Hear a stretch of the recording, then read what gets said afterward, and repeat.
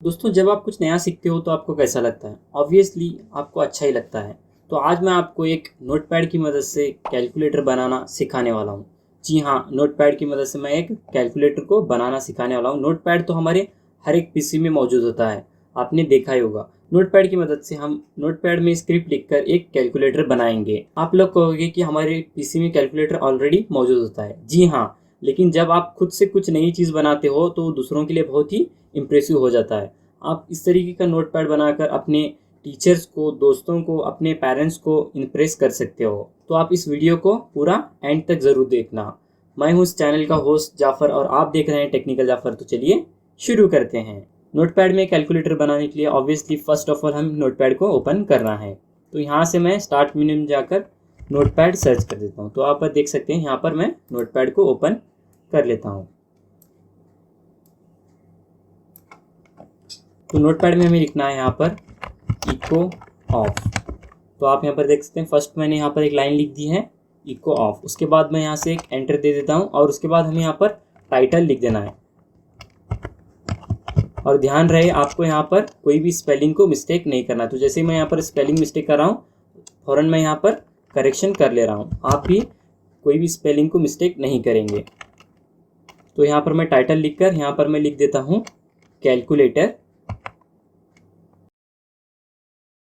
Calculator bye technical Jafar कर देता हूँ यहाँ पर। आप देख रहे हो यहाँ से इस टाइटल के आगे से लेकर ये आप जितना हिस्सा देख रहे हो, आप यहाँ पर कुछ भी लिख सकते हो अपनी मर्जी से। आप यहाँ पर कैलकुलेटर बाय आपका नाम भी यहाँ पर लिख सकते हो। उसके बाद मैं नेक्स्ट लाइन में आ जाता हूँ और यहाँ पर मैं कलर लिख देता हूँ। तो यहाँ पर मैं कलर मैं यहाँ पर 1F कर देता हूँ। और ये जो 1F नज़र आ रहा है, ये जो है कलर कोड है। मैं आगे आपको दिखाऊंगा कि कलर कोड काम कैसे करता है। तो उसके बाद मैं फिर सेकेंड लाइन को आ जाता हूँ। सेकेंड लाइन में आने के बाद हमें यहाँ पर कोलोन टॉप लिख देना है। तो यहाँ पर मैं कोलोन टॉप कर देता हूँ। उसके बाद आपको फिर से नीचे आना है। नीचे आने के बाद आपको इको को टाइप यहाँ पर कर देना है।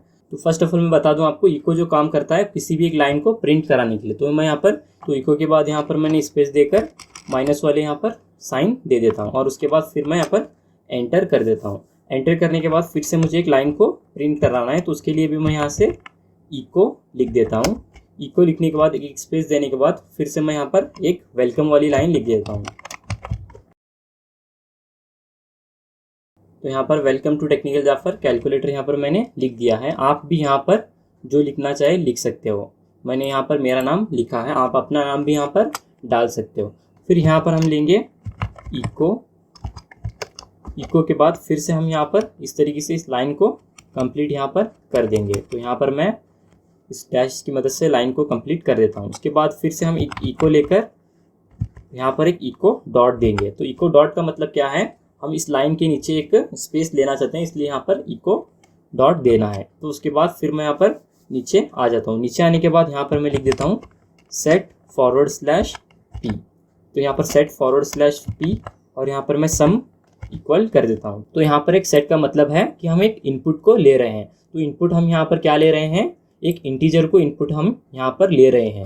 तो यहाँ पर कोई भी एक वैल्यूज़ को ले रहे हैं। उसके बाद मैं फिर से एक नीचे आता हूँ और यहाँ से अगेन एक सेट ले लेता हूँ। तो सेट लेने के बाद यहाँ पर एक /a लिख देता हूँ और उसके बाद मैं यहाँ पर आंसर ANS, उसके बाद फिर इक्वल टू, फिर उसके बाद यहाँ पर परसेंटेज, यहाँ पर मैं सम लिख दूंगा और यहाँ पर परसेंटेज लिख दूंगा। तो यहाँ पर भी हमने एक सेट को लिया है, मतलब यहाँ पर भी हम इनपुट को ले रहे हैं और यहाँ पर एक अरिथमेटिक ऑपरेशन को हम ले रहे हैं, जैसे कि प्लस माइनस डिवाइडेड बाय, इस तरीके की चीज़ें हम यहाँ पर ले रहे हैं और उसका जो एक सम कुछ इस तरीके से हमारे यहाँ पर बनकर मिल जाएगा। उसके बाद हम नीचे आएंगे और यहाँ पर एक इको डॉट की मदद से हम यहाँ पर एक स्पेस को छोड़ देंगे, मतलब यहाँ पर एक स्पेस को हमें छोड़ना है। फिर से मैं एक इनपुट यहाँ पर ले लेता हूँ इको के बाद यहाँ पर equal to percentage ANS percentage, मतलब यहाँ पर जो हमारा आंसर आएगा वो सेम आंसर हम यहाँ पर भी प्रिंट करा रहे हैं। फिर उसके बाद यहाँ पर मैं एक एंटर की मदद से नीचे आ जाता हूँ। नीचे आने के बाद फिर से यहाँ पर एक इको कमांड की मदद से फिर यहाँ पर मैं इको टाइप करके इस जो लाइन है यहाँ पर एक डॉट डॉट वाली लाइन प्रिंट करा देता हूँ। फिर मैं लाइन प्रिंट कराने के बाद नीचे आ जाता हूँ और यहाँ पर पॉज को लगा देता हूँ। तो यहाँ पर मैं पॉज लिख देता हूँ। उसके बाद मैं फिर नीचे आऊँगा और यहाँ पर CLS का यहाँ पर मतलब है क्लियर स्क्रीन। फिर उसके बाद मैं फिर से एक नीचे आऊँगा और यहाँ पर भी एक लाइन को प्रिंट कराऊँगा, इको प्रीवियस आंसर ले लूँगा। यहाँ पर प्रीवियस आंसर मैं लिख देता हूँ। यहाँ पर मैं एक कोलन लगाकर परसेंटेज में इस आंसर को यहाँ पर ले लेता हूँ। उसके बाद फिर हमें नीचे यहाँ पर आ जाना है। प्रीवियस आंसर के बाद फिर मैं यहाँ पर गो टू टॉप कर देता हूँ। तो जो हमारा ऑपरेशन है फिर से यहाँ पर टॉप में आ जाएगा, जो हमारा कमांड है टॉप से शुरू हो जाएगा। फिर उसके नीचे मैं यहाँ पर एक पॉज ले लेता हूँ। यहाँ पर पॉज लेने का मतलब क्या है, प्रेस एनी की टू कंटिन्यू। तो यहाँ पर मैं प्रेस एनी की टू कंटिन्यू का एक पॉज ले लेता हूँ। उसके बाद मैं फिर से नीचे आकर यहाँ पर एग्जिट करा देता हूँ। तो आप यहाँ पर देख रहे हो यहाँ पर हमारा जो एग्जिट हो जाएगा। इसके बाद मैं इस फाइल को इस डेस्कटॉप पर सेव कर दूंगा। तो यहाँ से मैं इसे सेव बटन पर क्लिक करके इसे नेम यहाँ पर कैलकुलेटर लिख देता हूँ। कैलकुलेटर लिखने के बाद यहाँ पर मैं इसे .bat का एक्सटेंशन दे दूंगा। तो यहाँ पर मैं .bat लिख देता हूँ।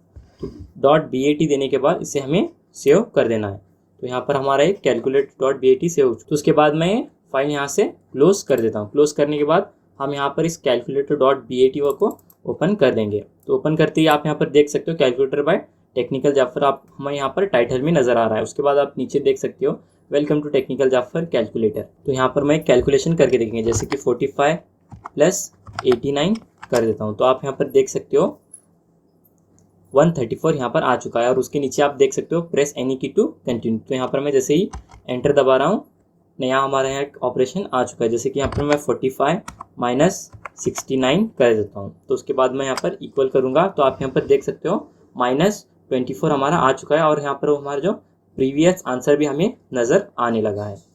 और इसी के साथ मैं इस कोड को थोड़ा आपको एडिट कुछ भी करना है तो सिंपली इस calculator.bat को राइट क्लिक करेंगे और एडिट कर देंगे। तो हमें जो नोटपैड वाली भी फाइल मिल जाएगी।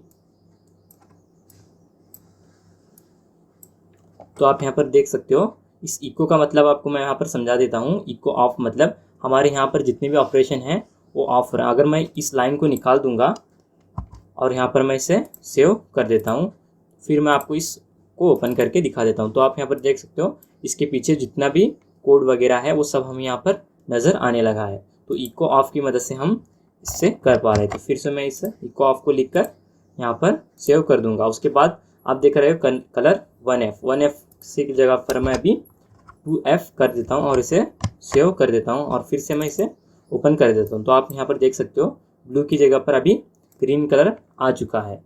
तो यहाँ पर मैं और एक बार आपको कोई भी वैल्यू डालकर 78 + 89 कर देता हूँ। तो आप यहाँ पर देख सकते हो जैसे ही हमारे यहाँ पर ऊपर जैसे लाइन लिखे हैं हमने उस तरीके से लाइन यहाँ पर भी नज़र आने लगे हैं। और उसके नीचे जो इको डॉट हमने एक स्पेस छोड़ा है वो यहाँ पर हमें एक स्पेस मिल रहा है। तो इसकी मदद से हमें थोड़ा यहाँ पर सही से नज़र आने लगा है।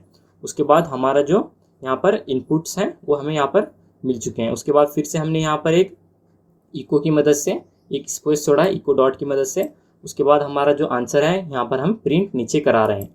उसके बाद फिर से हम इको की मदद से हमने एक डॉट डॉट वाली लाइन को प्रिंट कराई है और उसके बाद एक पॉज लिया है। पॉज का मतलब यहाँ पर प्रेस एनी की टू कंटिन्यू।